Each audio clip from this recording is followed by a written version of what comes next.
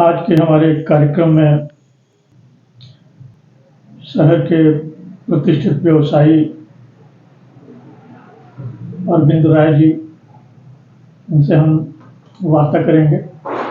और ये जितने प्रतिष्ठित व्यवसायी हैं उतने ही अच्छे इंसान भी, और इन्होंने ही अपने जीवन में बहुत सारे संघर्ष करते हुए अपने व्यापार को और अपने परिवार को बहुत आगे बढ़ाया है। और इनसे प्रेरणा लेने लायक है। तो आइए बात करते हैं अरविंद राय जी से। आपका हार्दिक अभिनंदन है इस कार्यक्रम। नमस्कार। दर्शकों को सबसे पहले हम आपसे इस प्रश्न के माध्यम से जोड़ना चाहेंगे कि जिस तरह आपने बहुत छोटे से व्यापार से शुरू करके बहुत अच्छा मुकाम हासिल किया है, जाहिर है बहुत सारे उतार चढ़ाव आपने देखे होंगे। अपने संघर्ष के बारे में कुछ बता सकें तो। सर्वप्रथम मूल बिंदु चैनल तथा अनुपम जी, आपको ढेर सारी शुभकामनाएं, धन्यवाद, ढेर सारी बधाइयां। बहुत अच्छा आपने एक चैनल शुरू किया है। जी। लोग जो छोटे मोटे थे इससे जुड़ रहे हैं, बहुत अच्छे। गाजीपुर के लोग, पहले लोग शहर के जुड़ते थे, बड़े बड़े अच्छे नेता जुड़ते थे, मगर आपने जो है एक बहुत अच्छा काम किया है कि शहर के जो अच्छे लोग हैं उनको जोड़ना आपने शुरू किया। इसके लिए आपको ढेर सारी बधाइयां। धन्यवाद। आपको चैनल को जो कि ढेर सारी शुभकामनाएं। आप आगे बढ़ते रहें, यही भगवान से हमारी प्रार्थना है। रही बात मेरी जीवन की संघर्ष की, तो मेरा जन्म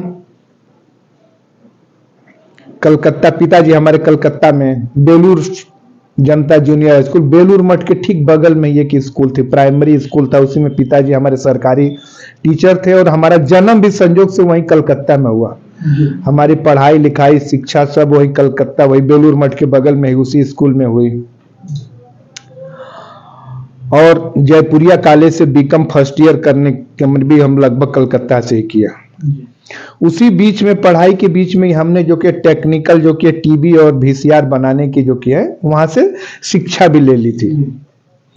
और शिक्षा के दौरान जो कि मैंने की उसमें थोड़ा सा कहीं हमारा झुकाव ज्यादा हो गया, तो हम जो कि उस समय टीवी वीसीआर जो कि उस समय शुरू में चला हुआ था, उसमें था, उसमें हम अपना जो कि शुरू किए, अपना स्कोप था भी।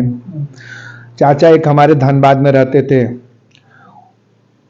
वो वहाँ पे बहुत अच्छे वकील भी हैं, श्री विजय शंकर राय जी, विजय बहादुर राय जी के नाम से मशहूर हैं। उन्हीं की देख रेख में हम 5-6 साल वो धनबाद में भी अपना व्यतीत किए। और वहीं से हमारा जो कि कहिए कि टीवी के प्रति, रिपेयरिंग इसके प्रति झुकाव, उनकी टीवी की दुकान भी दो वहाँ पे थी। तो वहीं से हमारा जो कि मेन इस लाइन में जो कि है आना हुआ। उसके बाद संयोग कहिए कि फिर हम गाजीपुर आए, गाजीपुर में दुकान खोल के यहाँ भी हम आकर के टीवी और वीसीआर यही बनाते थे लोगों को। अच्छा। हमारी शुरुआत यही से शुरू हुआ। बहुत छोटी सी पूंजी, जो उसके पूंजी कर लीजिए कि हमारे पिताजी को उस समय 13,000 रुपए पर मैंने अपने व्यवसाय शुरू किया। हाँ, मात्र 13,000 रुपए पे। 13,000 किस सन की बात है लगभग? ये सन 1994 की बात है।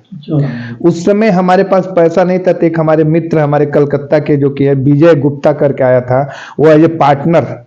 अच्छा। हाँ, वो भी टीवी वीसीआर सीखा था। उसके मामा कहे कि यार यहाँ पर घूमते रहता है, इसको भी अपने साथ रख ले। तो वो भी बेचारा आया, तो 25,000 लेकर हम लोग किसी तरह दुकान लेके यहाँ पर शुरू किए, टीवी भी बनाना, वीसीआर बनाना, अपना यहाँ पे हम लोग का कार्य शुरू हो गया।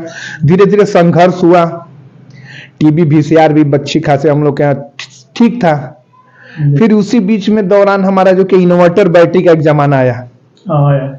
तो हमारे ऊपर हमारे दुकान के ठीक ऊपर यूनियन बैंक का रीजनल ऑफिस है। जी। तो वहां के लोग उस समय इन्वर्टर और खरीद के ले आते थे मऊ से। जी। तो वो खराब हो जाता था, तो फिर मऊ लेके जाते थे। लोग बड़ा परेशान होते थे कि यार मऊ गए, दिन भर हमारा छुट्टी भी चला गया, दिन भर इन्वर्टर बनवाने गए, बना नहीं बना उसमें भी। तो हमसे लोग कहे कि यार देखिए ना, आप तो बनाते हैं, तो इसमें क्या दिक्कत है। तो फिर उसके बाद हमने उसको खोला, देखा कि उसमें मात्र उस समय 355 एक ट्रांजिस्टर आता था, 10 ट्रांजिस्टर लगे तो किट आता था, बैटरी रहती थी। तो हम बहुत लोगों को बना के देते, कहे यार हम लोग इसी के लिए जाते थे मऊ, हम लोग का पैसा खर्चा होता है, ये है वो है। तो फिर यहाँ से हम वही इन्वर्टर वाला काम शुरू किए, अच्छा बनाना शुरू किया। फिर उसके बाद एक आदमी गुप्ता जी थे, वो यूनियन बैंक के, तो कहे कि क्यों नहीं आप यहीं हम लोग को बना के देते, हम लोग मऊ से नहीं ले आते। तो हम कहे कि इसमें बनाने में क्या है, तो बहुत आसान चीज है जी। तो फिर देखिए ऊपर वाले का लीला कि हम फिर बनाना शुरू किए इन्वर्टर। अब धीरे धीरे टीवी वाला काम हमारा बहुत रुके, मैंने कि कम कर दिए। अब इन्वर्टर बैटरी में हम ज्यादा आ गए, अपने असेंबल करते थे, 2-3 लड़के रखे, यहाँ तक कि 5-6 लड़के यहाँ से मऊ से लेकर के फिर हमारा माल गोरखपुर तक भी जाने लगा। अच्छा। हाँ, और एक एक दिन में 25-25, 30-30 इन्वर्टर का हम लोग सप्लाई करते थे, जो कि बना करके असेंबलिंग करके। अच्छा, अपने यहाँ बना? अपने यहाँ। उस समय कोई हम लोग को शिक्षा देने वाला नहीं था। अगर इसको हम रजिस्ट्रेशन करा लिए होते या किसी बड़े शहर में रहे होते तो बहुत हम लोग भी आगे निकले होते। उसके बाद अनुपम जी धीरे धीरे घटनाएं चलती चली गई। फिर उसके बाद हम एक साइड की एजेंसी ले लिए। फिर लगभग जो कि 2005 में जो कि है बड़ी बड़ी कंपनियां इस लाइन में आ गई इन्वर्टर बैटरी में। फिर हमने माइक्रोटेक की एजेंसी ले ली, फिर एक साइड की एजेंसी ले ली। फिर धीरे धीरे हमारा जो कि है अब रिपेयरिंग वाला काम, एक हम एलजी सर्विस सेंटर 4 जिले का एलजी का हमारा काम हम देखते थे, तो वो वहां पे मैनेजर रख करके अब एलजी वाला सर्विस सेंटर, एलजी के जितने प्रोडक्ट थे वो सब हमारे यहाँ से देखा जाता था। मऊ, आजमगढ़, बलिया और गोरखपुर, 4 जिले का हमारे पास एलजी का काम भी था। तो ऊपर वाले का आशीर्वाद था, धीरे धीरे हम लोग। कुछ ऐसी परिस्थितियां जहाँ जिस समय आप बड़ा परेशान हुए होंगे, भाई व्यवसाय है, आप व्यवसाय कर रहे हैं, निश्चित है कि परेशानियां और उतार चढ़ाव जिंदगी में देखने पड़ते हैं। कुछ ऐसी कोई कहानी? व्यवसाय में परेशानी देखिए, शुरू में एक बार हमको घटना बताएं कि हम चले गए एक साइड कंपनी में, एक साइड की एजेंसी लेने के लिए। एक बंगाली दादा आए थे, उनका नाम था कोई चटर्जी करके थे। वो यहाँ पे आरएसएम होकर के आए थे। वो इंडस्ट्रियल डिवीजन के थे, माने जो इन्वर्टर में बैटरी लगती है इंडस्ट्रियल डिवीजन उसको कहा जाता है, उसके थे। और वो कहे कि आप बनारस अपनी काल के आसुन, माने बंगला में हम भी बंगला बोलते थे, तो बंगला में काल के अपनी आसुन अपना के हमें कोरे देवो, माने कि अपना के एजेंसी था दिए देवो। এটা हमने शब्द बोले, हमें कहा ठीक है, हमें काल के अपना कैसे आसबो। हम लोग में कथा हुआ, बंगला में बहुत ज्यादा बातचीत हुई। उसके बाद जो क्या हम जब दूसरे दिन गए तो संजोग से वो ऑफिस में नहीं थे। वहां पे एक मिले हमको राजीव गुप्ता करके, वो एसएफ के हेड थे, एक साइड की एसएफ डिवीजन के हेड थे। और उस समय हमको ये नहीं था कि एसएफ अलग है, एक साइड इंडस्ट्री अलग है, ऑटो अलग है, ये नहीं जानते थे। तो हम पहुंचे, हम बोले कि क्या काम है? हम बोले कि हम आए हैं एजेंसी लेने के लिए, और 2 लाख के हम डीडी लिए थे। और वो भी डीडी बहुत हम कई लोगों से जो कि नहीं होता कलेक्ट करके, बहुत मेहनत का पैसा जिसको होता है तो उसको कलेक्ट करके हम लेके गए। और उसके बाद जो क्या बोला हाँ हो जाएगा। वो हमारा फोटो लगा करके वो एसएफ अपने एजेंसी दे। हमको अभी भी पता नहीं कि एसएफ की एजेंसी हमको मिल रही है। एसएफ मतलब? एसएफ एक साइड का एक डिवीजन है, ऑटो डिवीजन है वो। अच्छा। और हमारे यहाँ तो इन्वर्टर की बैटरी में बिकती है जी।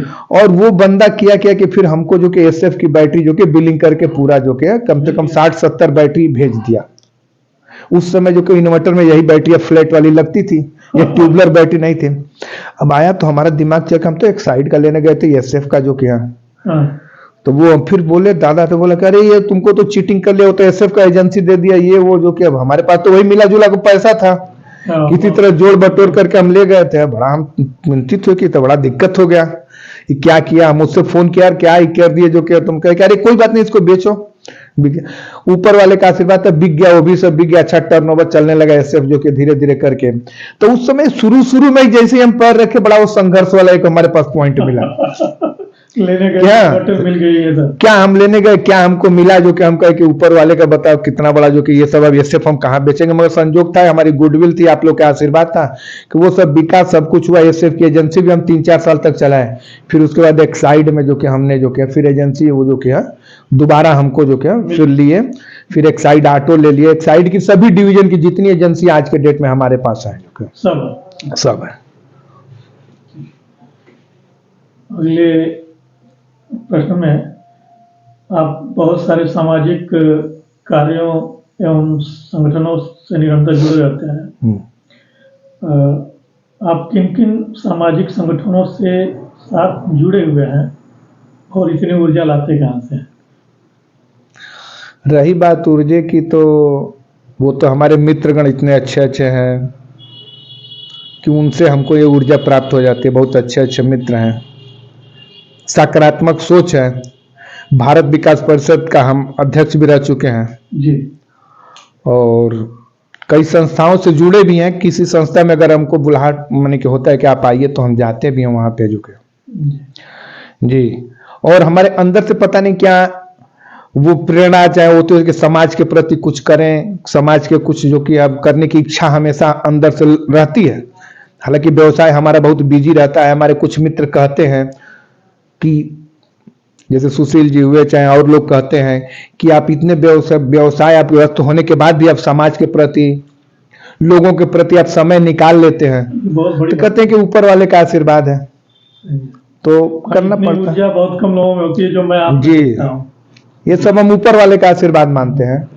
एक तो हम बेलूर मठ, आपको बता दें कि हम साल में एक बार जरूर दर्शन करने जाते हैं। हम रामकृष्ण परमहंस के बहुत बड़े भक्त जिसको कह लीजिए, हम शुरू से जन्म से जो कि अभी भी हम जो कि लगभग जो कि एक बार साल भर में जाते हैं। वहाँ संध्या आरती होती है, उस आरती में हम भरसक जो कि चेष्टा करते हैं कि उस आरती में हम जो कि प्रेजेंट हों।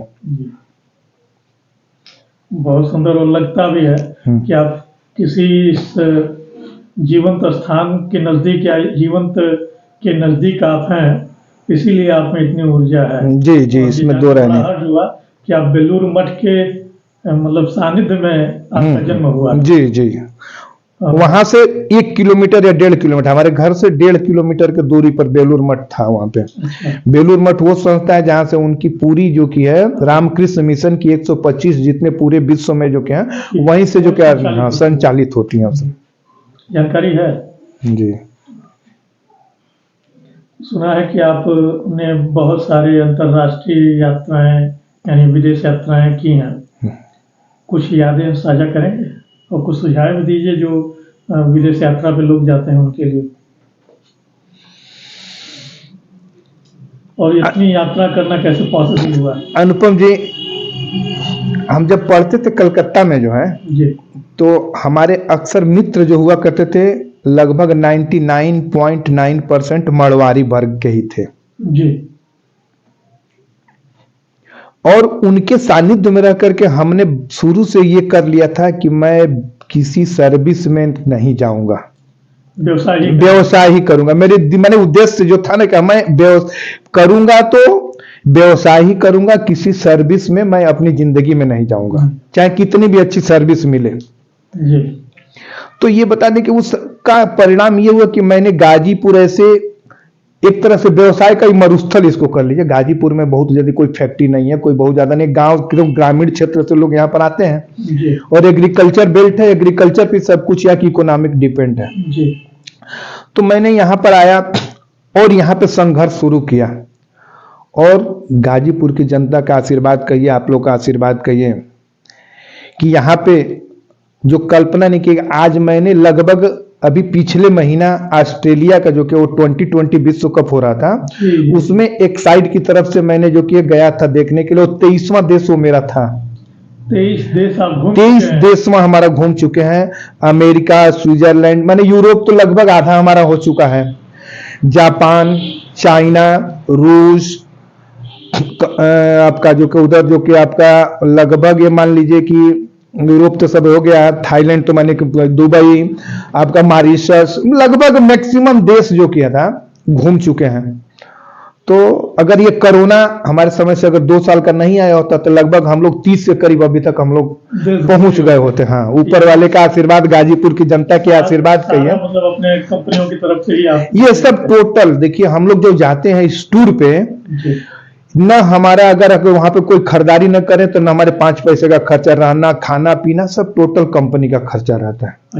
अगर जो हम खरीदारी पर्सनल अपने लिए करेंगे जी, वो हमको देना पड़ेगा। जैसे अभी हम लोग ऑस्ट्रेलिया में गए थे तो वहां पर हमको $50 कंपनी वहां का ऑस्ट्रेलियन डॉलर दी थी कि आप स्टेडियम में जब तक रहेंगे तो कुछ नाश्ता वास्ता करेंगे, $50 वो दिए थे। हाँ, वो कंपनी का ये व्यवस्था रहती है। और जिस होटल में हम ऑस्ट्रेलिया में रुके थे वहां पे इंडियन टीम के जो कमेंटर जो कि हमारे देखेंगे फोटो भी आप लोग को डाले थे फेसबुक पे चाहे व्हाट्सएप पे, वो गवास्कर के संग ओपनिंग करते थे, श्रीकांत जिसके वो श्रीकांत जी उसी हमारे होटल के ठीक हम 5वें मंजिल पर थे और वो 6वें मंजिल पर वो थे। तो कंपनी भी बहुत अच्छी जो कि वहां पे जो कि मेलबोर्न की सबसे टॉप 5 होटलों में थी, उस होटल में रुकवाना, कहीं भी जाते हैं तो वहीं अच्छी जगह रुका यानी सारे टूर आपके जो है जी कंपनियों द्वारा जी सब टोटल जी। बहुत बढ़िया। कुछ सुझाव देना चाहेंगे आप? देखिए हम लोग का गाजीपुर चाहे पूर्वांचल बेल्ट पिछड़ने का एक बहुत बड़ा ये भी कारण है, जो हमारी अनुचित है, ये सबकी नहीं है। हम अनुचित ये करते हैं कि यहाँ के बच्चों चाहे माँ बाप में जो कि लड़का का जो कि बस एक ही चीज है क्या कि उसको जो कि सर्विस दिलाना है। सर्विस के वजह में कितना हमको देना है तो वो भी 2 लाख 10 लाख 20 लाख वो भी देने के लिए खेत बेच के देंगे, मगर वो लड़कों को व्यवसाय नहीं कराना चाहते हैं। और हम लोग के विकास इस क्षेत्र का नहीं, जितने हम देखे, हम जापान गए, दक्षिण कोरिया गए, वहां पर देखे कि लोग व्यवसाय के प्रति कैसे व्यवसाय करना, देश आगे बढ़ेगा। अगर एक व्यवसाय करेगा 10 आदमी को जो कि वहां पर मिलेगा रोजगार, एक फैक्ट्री लगेगी तो वहां पर कई आदमी जो कि एम्प्लॉय होंगे। तो वहां पे हम लोग के यहाँ सिर्फ पूर्वांचल क्षेत्र में, नहीं तो और जगह हम लोग के मड़वारी बताते दोस्त थे जी। एक किस्सा आपको इसी बीच में हम सुना रहे हैं बहुत छोटे शॉर्टकट में, कि एक हमारे पिताजी जब शुरू में गए कलकत्ते में जो कि है, तो लालटेन फैक्ट्री में वो काम किया, और एक जो कि है मड़वारी आया था, आनंद अग्रवाल, जो मेरा बहुत खास मित्र था, उसके पिताजी भी वहीं पहुंचे थे, और दोनों आदमी धोती पहनते थे। अच्छा। धोती या कुर्ता। तो पिताजी हमारे धोती वाले देख करके कहे कि यार तुम भी चलो, हम लालटेन फैक्ट्री में काम करते हैं, 100 रुपया मिलता है, तुमको भी वहां रखवा देंगे, और सेठ से कहेंगे बहुत खास तुमको भी 100 रुपया मिलेगा महीना। उस समय 100 रुपये के महत्व था। तो उसने कहा कि थारो कोनी जानो भाइयों, मैंने वो अपने भाषा में कहा कि कोनी जायो भाइयों, मैं कोनी नहीं जाया। मैंने कहा कि हम नहीं जाएंगे। तो पिताजी फिर क्या, उसके 1 हफ्ते बाद देखने को ताला लेकर के रोड पे बैठ गया, बेचने लगा। तो कहे कि यार ये क्या करने लगे तुम, 100 रुपया फर्स्ट क्लास का, रात भर तुम ड्यूटी करते, 100 रुपया महीने मिलता फर्स्ट क्लास का, जो हम यहाँ पर जो क्या, उस समय 100 रुपया मैंने को समझो कि बहुत बड़ा था। वो नहीं गया। हाँ, तो वो नहीं गया। फिर उसके बाद पिताजी वहीं पे, और उसके बाद वो ताला बेचते उसके बाद पाइप का काम किया। 3 वहां पर 3 लड़के, तीनों लड़कों के मकान। और पिताजी को हमारे यहाँ ट्यूशन, वहां पर जैसे बंगाल में ट्यूशन भी लोग करते हैं, कहा कि मास्टर साहब जब कहेंगे कि हम अब नहीं पढ़ाएंगे अब लड़कों को, हम नहीं सकेंगे, तभी छोड़ेंगे, नहीं तो अदरवाइज उसके क्लास में 3 बच्चों को उनको ट्यूशन कराया, पिताजी से दोस्त, ये समझ लीजिए। और तब वो जो कि हम उसको देखा, उसका जो छोटा वाला लड़का था हम लोग के साथ क्रिकेट खेलता था, बहुत अच्छा उससे दोस्ती थी, हम भी लगभग 2-3 दिन उसी के घर पे रहते थे जी। तो हम कहे कि देखिए इन लोगों की क्या मेंटेलिटी है, और उसके पास कुछ नहीं तो 100-150 स्टाफ उसके यहाँ काम करते थे, बताइए। तो उसकी मेंटेलिटी थी कि वो नहीं, वो ताला बेचना शुरुआत किया और वो आगे कहां से कहां पहुंच गया। तो हम लोग के यहाँ थोड़ा सा, हम लोग के क्षेत्र में व्यवसाय को लोग जो कि है नहीं देते हैं, नहीं उसमें जो कि एनर्जी लॉस करते हैं, उसमें समय नहीं देंगे। समस्या कि अगर जब व्यवसाय में आप कुर्सी पर बैठेंगे, ईमानदारी से काम करेंगे तो व्यवसाय बढ़ेगा, चलेगा जी। अब जब ईमानदारी नहीं देंगे, समय नहीं देंगे, तो फिर वो व्यवसाय नहीं चलेगा, नहीं आप विकास कर सकते। एक बार देख लें कि कार्य हो रही कि नहीं हो रही। हो रही है।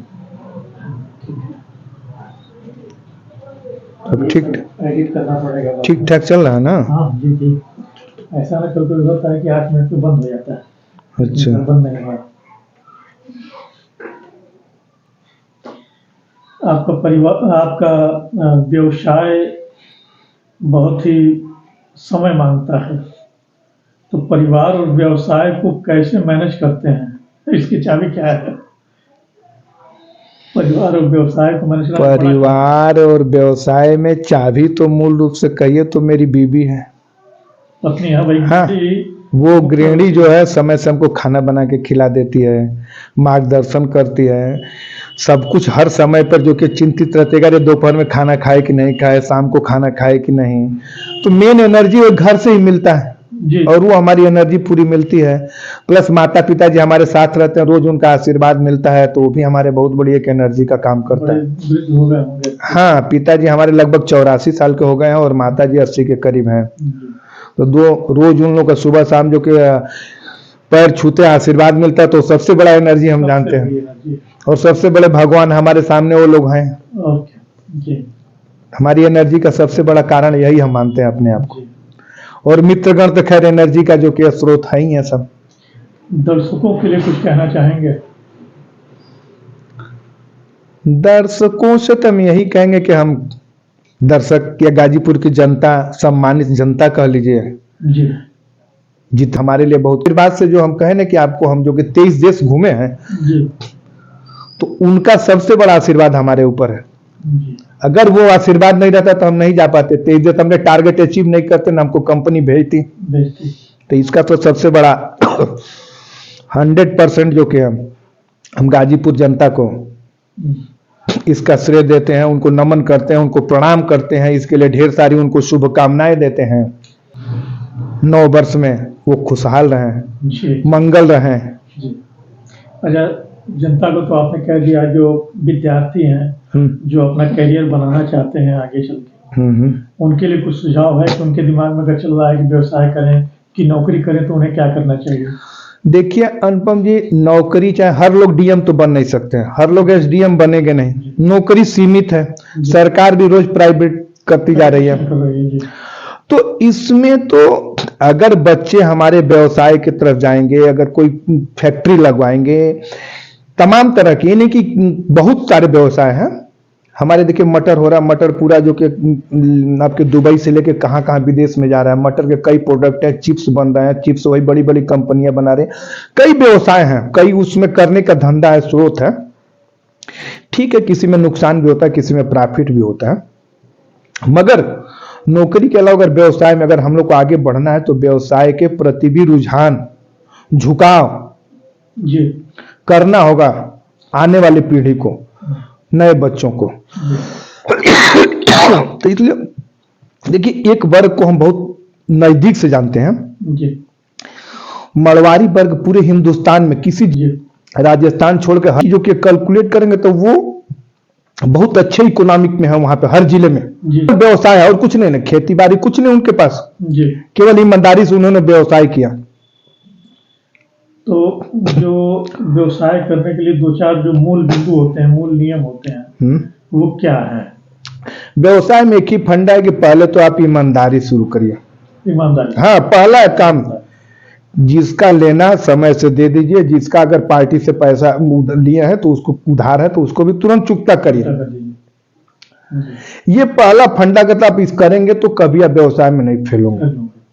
पहला व्यवसाय। हाँ, पहला। दूसरा नंबर है कि मेहनत। उसमें देखिए व्यवसाय एक तपस्या से, गद्दी पर बैठते हैं उसमें तपस्या होती है। जैसे लोग नहीं होते ध्यान लगाते हैं, ये लगाते हैं, उसमें गद्दी पर समय से बैठिए, समय से आप जो किया।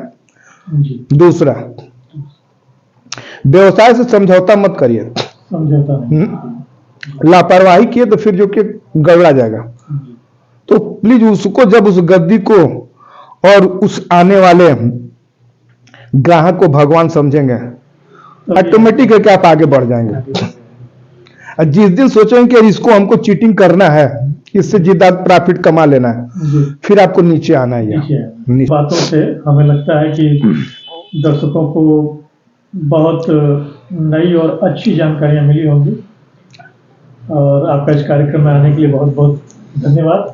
आपको भी ढेर सारी शुभकामनाएं। नमस्कार।